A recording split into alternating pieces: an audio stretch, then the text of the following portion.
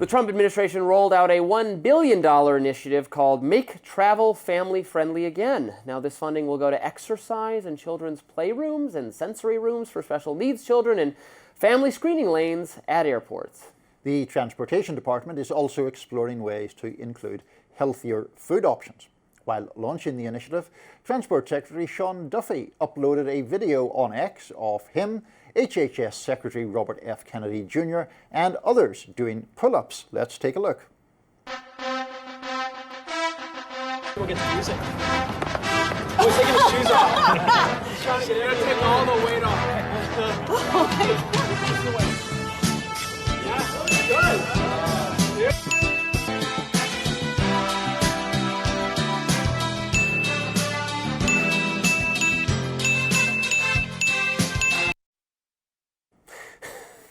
Duffy captioned that X post with, quote, "Having pull-up bars in airports means you can stay fit while traveling. You can challenge yourself, or better yet, challenge your friends and family during a layover. The downside is your daughter might beat you." Cute. California Governor Gavin Newsom criticised the campaign. Right in on X, Sean Duffy would like you to do pull-ups while he forces you to wait for your delayed flight. So this is interesting. Look, I guess I'm pro-fitness. I'm not opposed to, in theory, to a lot of the make us healthier again kind of at least messaging, especially if it's just soft, if it's advice or recommendations or collaborative, not forcing it on people.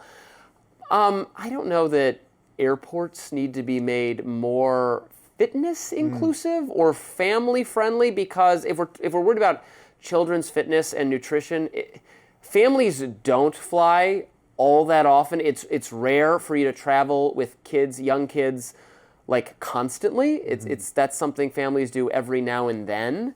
So the idea that they're in the airport so often they would need a healthy food option or a gym seems not particularly well founded to me. They need good food in grocery stores. They need good restaurants nearby. You're just not doing this enough. You know, the airport, even for those of us who I travel pretty frequently, you probably travel pretty frequently. You know, it feels like when I'm in the airport, I get to splurge a little bit because I don't do it then. I'm going to get a cocktail even though it's the middle of the day. I'm going to, have expensive sushi in my case. Exactly, like right, yeah. Same. That seems like that's okay to do every now and then because, if you're literally, now RFK Jr. might be in the airport, he said like 250 days a year. I can see why he wants a healthy food option or...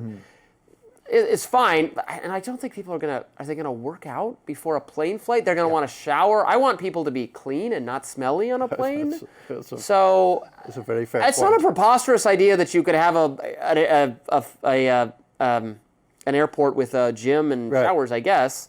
But obviously they've decided that's not a good use of space. Yeah, I assume so. Do it? I mean, see here in the that's always also. I'm just looking at the video on RFK's pull-ups. His pull-ups were a little weak. Duffy's were good, but his were a little weak. I thought that he wasn't quite clearing the bar, literally speaking. So in general, I am in favour of public access to fitness facilities and. To take it in a completely different direction, one of the things that I quite like has been in comparatively recent years, sometimes you have public parks that have that very sort of durable training apparatus put, in them in a public square or whatever. So somebody who's just out for a walk or would otherwise just been doing laps of the park can sit and do basic push-up, Yeah, those are good, pull-ups and so forth. So things like that are easy and good, and they avoid the necessity for some people to pay gym fees, which certainly here in DC can be really quite expensive. When you're talking, though, about doing this kind of thing in airports, it seems a little gimmicky to me. I just don't know who would use it, really, for all the reasons that you outlined. Now, obviously, in airports there are, sometimes like private spa facilities and all of that. Maybe if you had some fitness facility, as an option there with showering facilities, it would work. But I'm not at all convinced that there's a public appetite or demand for pull-up bars in airports. I mean, to toot my own horn, I guess, I'm a pretty fitness-forward person. I work out 4 times a week. I try never to miss my work. I'm pretty militant about it, and I can't see myself choosing to work out at the airport. And if I can't see myself doing that, I can't imagine very many people would. Now, actually, I did just think, while we were talking about this, to go back to the kids, you know what I would be in favor of would be putting more of those, they're going away, this is so sad, Playscape or even McDonald's ball pit type things. Something like that in an airport. Do you want that just so it's an area you can confine kids in so they don't bother you and the rest of the airport? Well, I think the idea would be they tire themselves out, and then they sleep on the flight, and they get, they shake their sillies out, as my mother, a preschool teacher, would say. That's a cute saying. I think that would be good. I'm horrified, frankly, that I think those are going away at a lot of fast food chains. I saw, this went viral on social media this week, that, went to McDonald's for the first time in years, took my kids. There's no play area. Now it's 4 iPads sitting, and you can play a video game. And that is bad. That is bad. That is very bad. That's too much screens for kids. Kids need to play.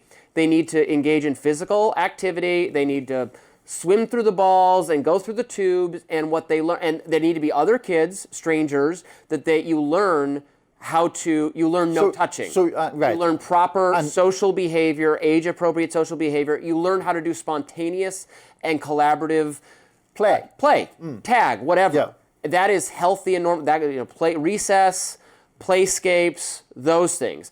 I'm horrified that those seem to be going away to some degree. I mean, I hope I'm wrong and they're not going away, but I understand that they are.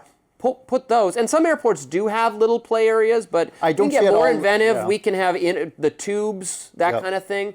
That I would be totally in favor of. As long as they don't go in a direction of a large shopping mall in this area, which has like a kids train type thing, but not what, like they can sort of send it all over the place, and it's not within a confined area. I want them tumbling. I want them crawling. I want them in the ball pit. Sure. I would, as an adult, if we had adult ball pits and you'd be all for it. I would be for it. I had so much fun. We had the Discovery Zone, or there's some those things you could go to, even as not a super young kid. I mean, still a pretty young kid.